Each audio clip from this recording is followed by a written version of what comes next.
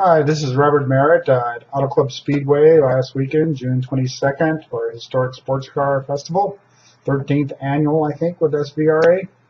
The Group 9 Formula Cars was a good group this year. We had 20 cars, which is a good size field, and only about 3 cars should maybe have been a little slower than me. The rest were all evenly matched or faster. The list here of all 20 is there if you want to look any specific ones up. The next shot is the track map. You'll see me make a pass on the start here in turn 1, and then the rest of the action occurs mostly in turn 3 and turn 9. So here we go with native audience. I see a car in turn 1 that had gotten off the grid, and unfortunately he has already had some kind of mechanical issue. Now that might affect our start. As you can see, the cars coming onto the front straightaway, they are going to have to go around again because of that one car. So this is the start of the race from the stands, and you'll see me pass Martin, his 2002 Tatis, a Formula 2000 car right there in turn 1. That's unusual. It turned out he had some problems later and had to retire from the race. And then this shot is going down into turn 3. You'll see Mike, who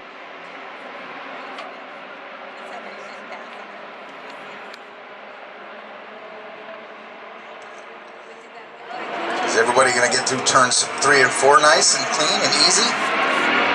It appears that way.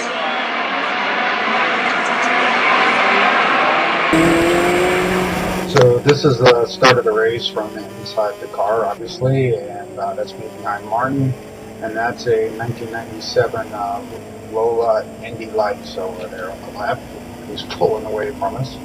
I get a pretty good start, and as you just heard, it was like a nice clean start all the way around from turn 2 and 3 and onto the infield section. Like I mentioned, I think a little, well, you might have saw Martin waving by. That's a little unusual, and as it turns out later, he had some engine problems, some fuel injection, I think. Here you'll see me move over to the far right, getting ready to go through turn 3, 4 combination. And this is the faster line through, and as you can see, I'm catching up with the group ahead. Kind of figured I would because of all the traffic. And now I'm just kind of hoping to go through turn 5 and 6 next here, get nice and close to them, and then get a good run and just stick with them down the back stretch. The car in front of the Indy Light here, which is about to leave us, is a black 1995 Toyota Atlantic. It's actually a wall like my car, but obviously 10 years newer. It's a wall 41. This is turn 9. It turns onto the backstretch, takes us under the bridge. You'll see some shots of video from there a little later. And there we go. There's a shot of us coming around turn 9. There you can see how close I am behind the Indy car. What he does, he leaves both me and Dave. Dave's in the black car. And this rest of this lap is really just trying to position to get ready to go down the front of the stretch and try to not get lapped by these cars. The cars in front of me, one of them has 500 horsepower, the green and white one. I don't know how much the Toyota Atlantic has, but a good bit more than mine, as you can see him pulling away from me there. I think the next shot here will be part of lap 2, where we're going down into turn 3. Actually, it just continues here with this video.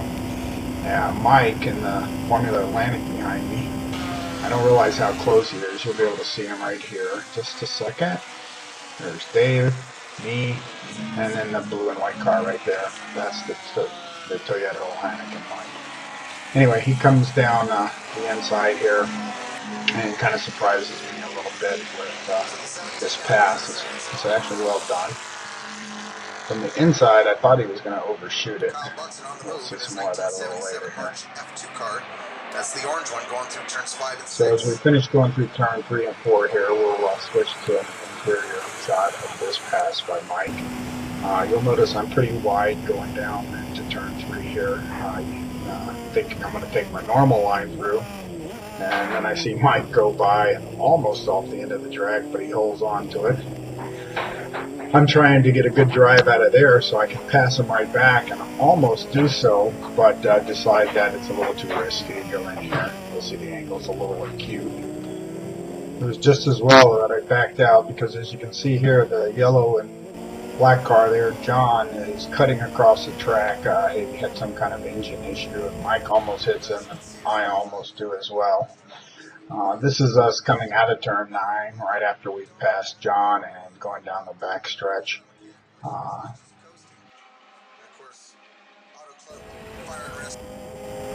So this is still on lap 2, and it's right after we passed John through the chicane and coming out of turn 9 here. This is me just trying to stay close to Mike so I can work up to get closer to him and make a little pass a little later. Through that chicane there, Mike kept cutting the corner and I kept following him, which is kind of telling me I'm not really looking where I'm supposed to be looking. I should be driving my own line, not his. Do pretty good through here though, and stay pretty close to Mike here. But it does take another lap to chase him down and get close enough. So I think we'll skip from lap 2 to lap 4 here in just a moment. Yeah, here we go. This is me going down into turn 3 again. As you can see, I'm pretty close to him. The infield section, I have the advantage over the more powerful, larger cars because I'm more nimble. But out on that big oval, they're a lot faster. Mike's feeling the pressure. He takes a pretty tight inside line there, trying to protect, I think. And it's not going to do him much good because I'm nice and close behind him, and I'm quick through the chicane, and down here into turn 9, I'll make a pass on him. I think you'll be able to see that right about now. Yeah, nice clean little pass. No slipping or sliding. And now my whole goal is to go as fast as possible and not let him pass me out on the oval. This is a track map again, so we're coming down. I think the next action is Mike trying to pass me in turn 3. I think it's lap 5 actually he tries. This is just an exterior shot of us going down into turn 12 onto the front straight. The next clip is going to be, I think, turn 5, basically the very next lap, when Mike tries to make a pass on me going into turn 3 again. Yeah, here we are. So we're in turn 1. I decided to try to take a little tighter line, get in the middle of the track so Mike won't go down the inside. But as you can see here, he's pretty brave. He actually goes over the white line there, the track limit on the left as he goes by here. So right about here, just watch him. You'll see him go by. He's on the other side of the line. He goes a little deep and almost over. And I get to do what's called an over-under, where Mike overshoots the corner. I go underneath him. That's the exterior end of that. And so I maintain my spot in front of me. That's pretty cool. I like to watch the professionals do that on TV. So this is just us now catching up with Dave and the Toyota Atlantic, which is a little bit of a surprise, and that'll come into play a little more in a few minutes. So here's a couple clips from the bridge again. Thank you, Carrie Ann. Nice job of us coming out of turn 9 through the chicane down to turn 12. And we're really just getting set up. Mike's trying to catch me again for this, what turns out to be our last lap. I think we just had the white flag. And we're turning into 6, and yep, last lap. So this is turn 1, lap 7. Since Mike went so tight last time, I'm really going to move over, try to get close to the white line here, make him go around the outside. And if he can make the pass around the outside, well, so much, so good for him. But as you'll see, that's a pretty tough thing to do. And thankfully, he doesn't go down the inside here. Doesn't try that. And here we go. And from here, it's pretty much clear sailing. Here's that exterior shot of that pass. You can see Mike, he looks inside, but then thinks better of it, thank goodness, and goes around the outside. Just can't quite pull it off. Nice shots. Very nice shots, Karen. And so that's really the last lap. We get a little surprise here. I think you might be able to see it here on this exterior shot. We're catching Dave in the Toyota, and when we come out of turn 6 here, we go down into turn 9. We're awfully close to him, and I'll get lucky and make a pass on him going into turn 12. I thought something must be wrong with his car, and after the race, he told me it was missing a little bit. I think some kind of fuel injection problem. Not exactly sure. So here's that shot. We're coming out of the chicane. You'll see how much ground I'm making up on him. I'm pulling over to pass him already right here. This is what that looks like from the inside of the car. This is going through the chicane, 7 and 8, down into turn 9. You can see we're closing on Dave really fast right here. We close on him so much that not only do I pass him, Mike does too. So again, he had some problems. But at the moment, I don't know all that really, of course, and so I'm all excited. Wow, I'm getting to pass 2 cars on the last lap, or 1 car, Dave, and stay in front of Mike. There we go. You can see Mike's right on his tail too, and I think Mike passes him on the straightaway as we come back for the checkered flag. And that'll be the next clip here as we come back to the interior shots. Yeah, there we go. Turn 12, actually 13, 14. There's a little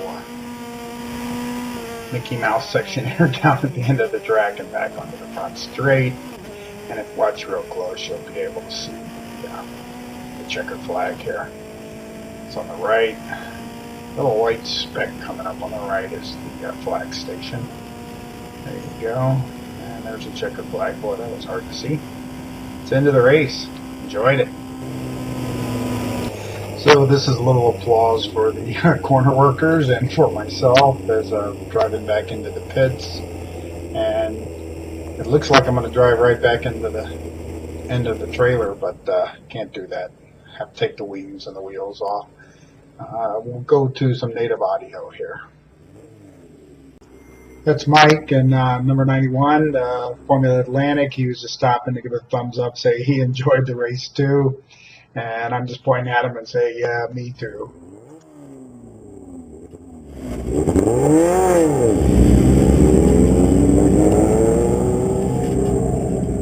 hope he's not pissed. No, he thumbs up to you. Oh, did he? Good, yeah. Good.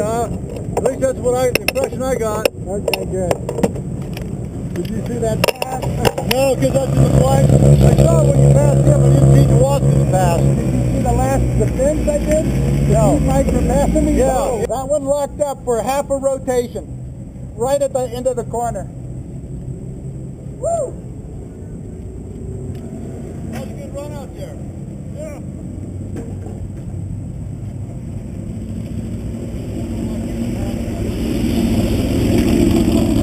That's the best I could do. Yeah. And that last lap was a 1:45.1. Okay. So I think that's the fastest. I haven't looked yet. And I passed Kowalski down into 12. I didn't think he had a shot at it. I know, I didn't either. He came out of the chicane real slow, like he missed a gear or something was wrong. Whatever. And then all of a sudden he seemed to get back on it. It was too late, I had the momentum. Yeah. I was hoping for 2 more laps. I knew you could have caught him. You have a bobble down here because you have gapped the Atlantic car like the white guy for a long time. All of a sudden he's running your butt again. I don't think so. It was out of my sight. I don't think so. I think it was just, yellow flag stuff. We had to slow up for the yellow flag there. This is a shot of my data from my time logging device, and it shows my virtual fast lap of 1:44.4. Actual official time was 1:44.9. This is showing I was finished 7th out of the 20 cars. Started 14th, as I mentioned. And then this next shot is a clip of Sue, Vince's wife, and Pit Mouse, the peso dog, in the backpack. Thanks a lot to everybody, Vince, Bob, Sherry, Sue, and Mark, and of course my lovely wife, Carrie Ann, and of course Pit Mouse. See you in about 2 months.